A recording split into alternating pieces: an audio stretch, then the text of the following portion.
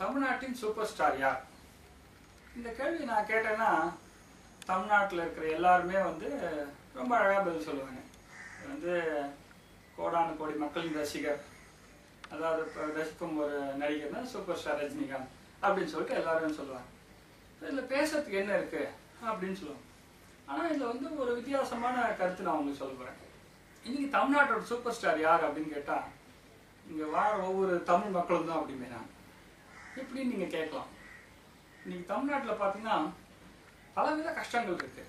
அந்த கஷ்டங்கள்லாம் சகிச்சுக்கிட்டு மிக சிறப்பாக வாழறது தமிழ் மக்கள் தான். தமிழ்நாட்டில் எடுத்துக்கிட்டிங்கன்னு வச்சுக்கோங்க, சென்னை நம்ம நகரத்தில் வேலைக்கு போகிற ஒரு இளைஞர் எடுத்துக்கிட்டிங்கன்னா ஒரு பஸ்ஸை பிடிச்சி ஒரு ட்ரெயினை பிடிச்சி ஆஃபீஸ் போயிட்டு வர்றதுங்கிறது ஒரு பெரிய சாதனை.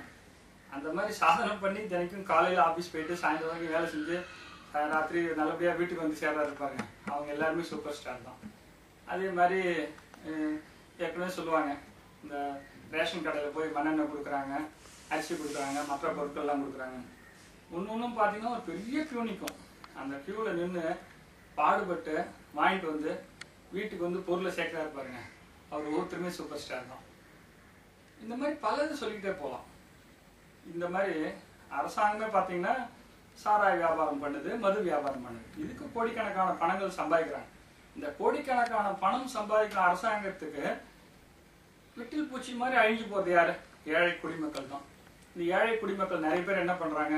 ஆட்டோ ஓட்டுறாங்க, இல்லை காய்கறி வியாபாரம் பண்ணுறாங்க, இல்லை கூலி வேலை செய்கிறாங்க, கட்டட வேலை செய்கிறாங்க. இவங்கெல்லாம் என்ன பண்ணுறாங்க? நிறைய பேர் மது அருந்தி தன் பணத்தை முழுக்க மதுவில் விட்டுறாங்க. அவங்களே அறியாமல் அந்த பணத்தை விட்டுறாங்க.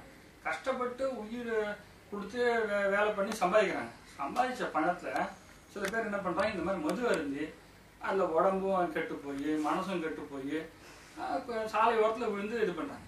அந்த மாதிரி இருக்கிற இந்த காலகட்டத்தில் அந்த மது அருந்தாமல் ஒரு நேர்மையாக நல்லபடியாக நல்ல ஒரு சத்துள்ள உணவை சாப்பிட்டுக்கிட்டு நல்லபடியாக வாழ்ந்துட்டு இருக்கிற யாரோ அவங்க எல்லாருமே சூப்பர் ஸ்டார் தான்.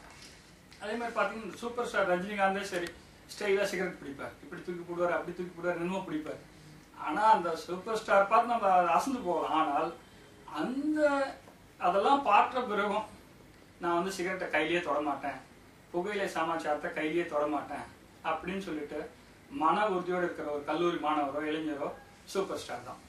ஸோ இந்த மாதிரி இதெல்லாம் தான் சூப்பர் ஸ்டார். ஒரு சூப்பர் ஸ்டார்னா அதே மாதிரி எல்லாரையும் பார்த்து கண் நேர பார்த்து பேசுறது, நல்ல மனசோட செயல்படுறது, இந்த மாதிரி ஒவ்வொரு விஷயத்துலையும் ஒரு நேர்மையான குடிமகனா, ஒரு நல்ல மனிதனா, ஒரு மனித நேயத்தோட எல்லாரோடும் யாரெல்லாம் நடக்கிறாங்களோ அவங்க எல்லாருமே இந்த உலகத்துல சூப்பர் ஸ்டார் தான். இன்னும் சொல்ல போனா மனிதனா பிறந்த ஒவ்வொருத்தருமே பாடுபட்டு தான் இந்த உலகத்துக்கே வந்திருக்காங்க.